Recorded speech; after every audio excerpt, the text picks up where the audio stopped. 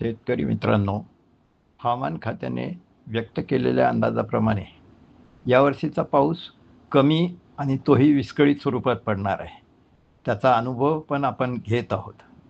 सुरुवातीला पाऊस चांगला झाल्याने बहुतांश शेतकऱ्यांनी पेरण्या केल्या आहेत आणि पिकांची उगवण पण चांगली झाली आहे.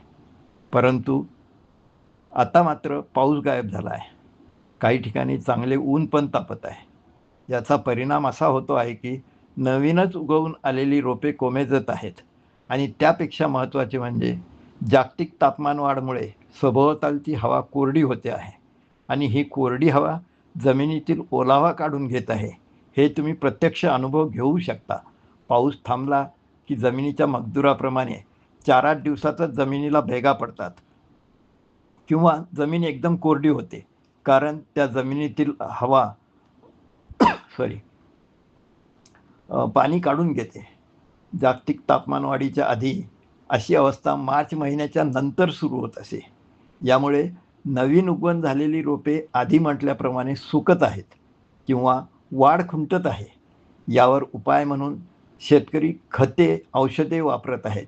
खरं तर यासाठी खता औषधांची काहीच गरज नाही.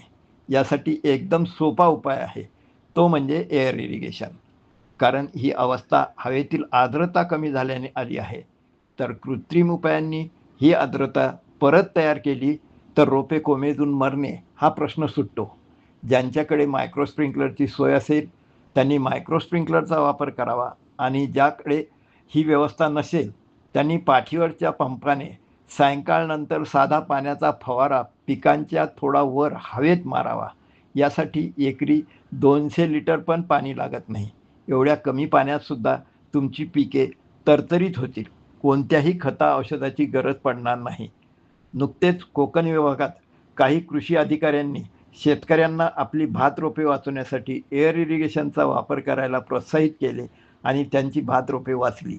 यापुढे सतत अशी वेळ आपल्यावर येणार आहे, तेव्हा काहीही विचार न करता साध्या पाण्याचा फवारा म्हणजेच एअर इरिगेशन करा आणि हवामानाच्या या संकटातून स्वतःची सुटका करून घ्या.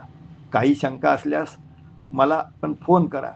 सकाळी 8 ते संध्याकाळी 6 वाजेपर्यंत कधीही मी फोनवर असतो. Manohar Khake, mobile number 9011038065. धन्यवाद.